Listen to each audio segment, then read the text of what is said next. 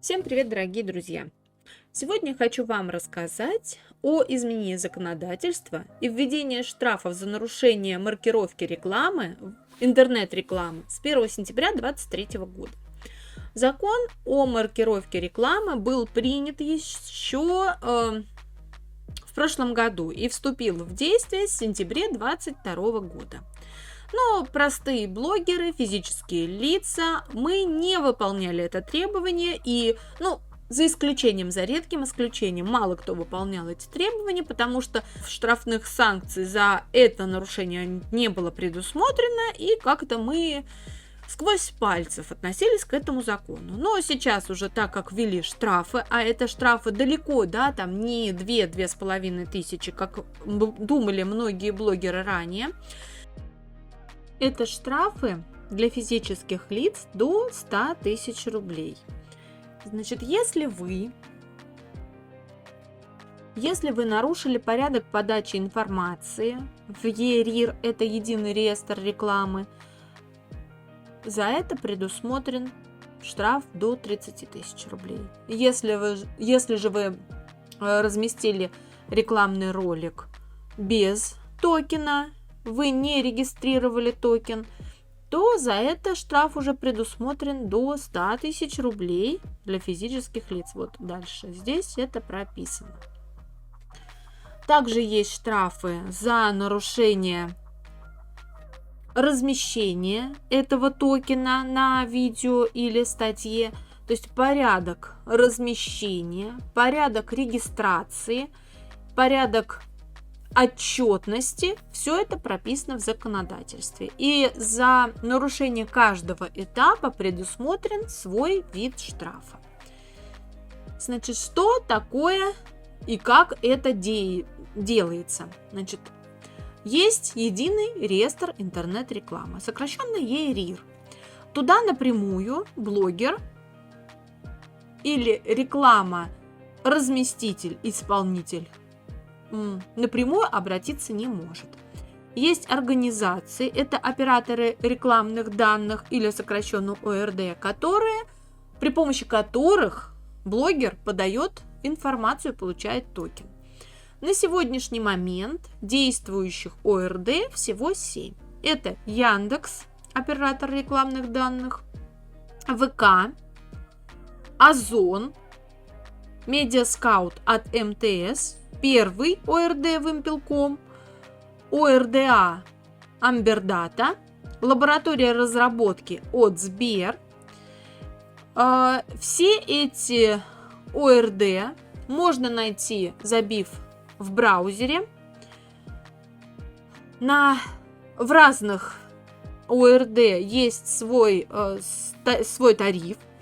Кто-то пока что предоставляет эти услуги бесплатно. Кто-то, какие-то ОРД уже заключают договора и взимают оплату. Все эти тарифы можно найти, забив в любом браузере стоимости пользования ОРД. Знаю на сегодняшний момент, к примеру, Сбер работает первый месяц за рубль, Амбердата 1000 рублей в месяц, Озон 5, и пока в Яндексе и ВК тарифы на разработке. Пока идет пробный период, у них пока это можно сделать бесплатно. Итак, как же работает эта схема по получению токенов и отчетов? Значит, рекламодатель обращается к рекламоисполнителю. Рекламоисполнитель до запуска рекламной кампании или выпуска ролика или статьи должен заключить договор, обратиться в ОРД, подать все данные о рекламе, о рекламируемом продукте согласно договору. Туда входит ИНН, туда будет входить номер договора, дата заключения, сумма договора. ОРД фиксирует эти данные, передает в систему ЕРИР. Оттуда все участники контролируются Роскомнадзором. Оттуда ЕРИР приходят обратно данные на получение как раз в ОРД токена. Этот токен размещается на видео, и видео, или рекламная статья, просто в моем случае это будет видео, этот токен определенным образом помещается на видео или под статью, и рекламная кампания запускается в интернет. По истечению рекламной кампании или в течение 30 дней следующего месяца, то есть, к примеру, ваша рекламная кампания, ваш креатив. Креатив – это ролик или статья, в котором публикуется реклама.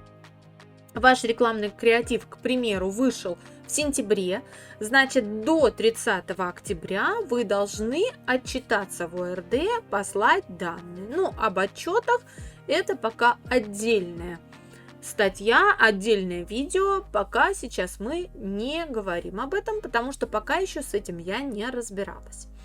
Значит, вам нужно будет подать отчет и отчитаться за этот креатив.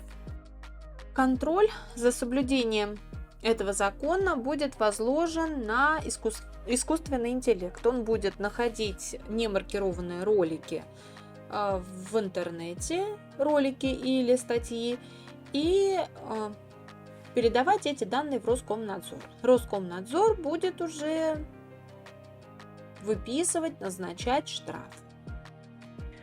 Без получения токена невозможно добавить ссылку под своим роликом или статьей, а также нельзя разместить промокод на получение той или иной скидки. Ну что, друзья, в принципе, это все не так страшно. Начинаем разбираться и работать. Главное, вы сейчас не размещайте рекламу без получения токенов. А в будущем, думаю, что появится много роликов по получению этих токенов. И думаю, что я сниму и все подробненько расскажу и покажу, как нужно делать. Думаю, что все это не так страшно, как нам кажется. Всем удачи, всем спасибо за внимание, всем пока-пока!